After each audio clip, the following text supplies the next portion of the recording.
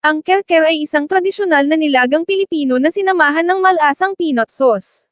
Ang karaniwang ginagamit na karne para sa ulam na ito ay buntot ng baka, tripe, at binti ng baboy. Sa ilang pagkakataon ay ginagamit din ang karne ng kambing at manok. Bukod sa mani, ang ulam na ito ay nakadepende sa shrimp paste sa gilid para lubusang ma-enjoy. Kung nagustuhan nyo ang ating videos huwag mahihiyang mag-iwan ng komento sa ating comment section. Maari ko bang malaman kung taga saan lugar kayo, para masendokan ko kayo ng aking niluluto. Paki-like and share na lang po para lagi kayong updated sa ating mga videos. Maraming salamat po. Ayon sa kaugalian, ginagamit ang palayok, clay cooking pot, sa pagluluto ng ulam na ito at ginagamit din ito bilang serving pot. Pag-usapan natin kung paano ko niluto ang bersyon sa post ng recipe na ito. Mayroong 3 pangunahing proseso: palambutan ang karne, gawin ang sarsa, at ihanda ang mga gulay. Ihanda ang karne sa pamamagitan ng pagpapakulo nito kasama ng tinadtad na sibuyas. Gagawin nitong malambot habang nagbibigay ng lasa sa parehong oras. Kailangang napakalambot ng oxtail para sa pinakamahusay na mga resulta. Tumatagal ng humigit kumulang 3 oras upang kumulo kapag nagluluto gamit ang tradisyonal na pamamaraan. Ang isang mas mabilis na paraan ay ang paggamit ng pressure cooker. Binabawasan nito ang oras ng pagluluto ng higit sa kalahati. Ang peanut sauce ay maaaring gumawa o masira ang iyong ulam.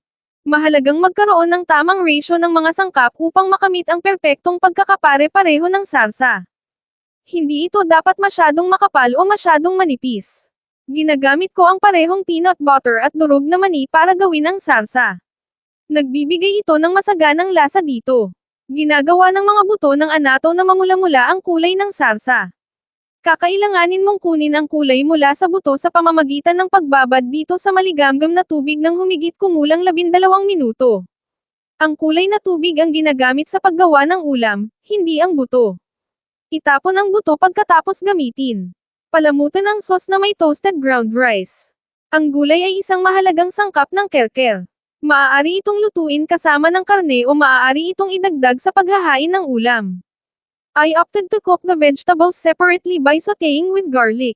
Mga sangkap: 3 pounds oxtail hiwa sa 2 pulgadang hiwa at gumamit ka rin ng baboy.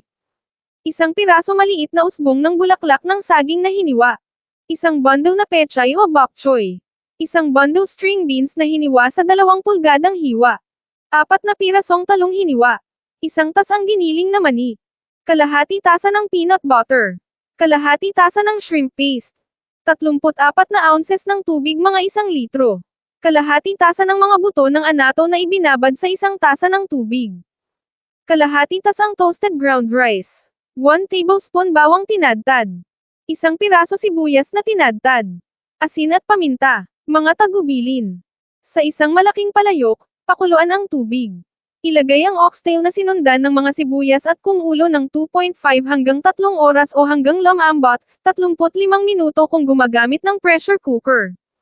Kapag malambot na ang karne, ilagay ang giniling na mani, peanut butter, at pangkulay, tubig mula sa pinaghalong buto ng anato, at kumulo ng 5 hanggang 7 minuto. Idagdag ang toasted ground rice at kumulo ng 5 minuto.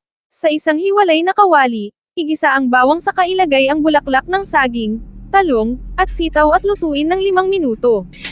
Ilipat ang mga nilutong gulay sa malaking kaldero, kung nasaan ang iba pang sangkap. Magdagdag ng asin at paminta sa panlasa. Ihain ng mainit kasama ng shrimp paste. Enjoy!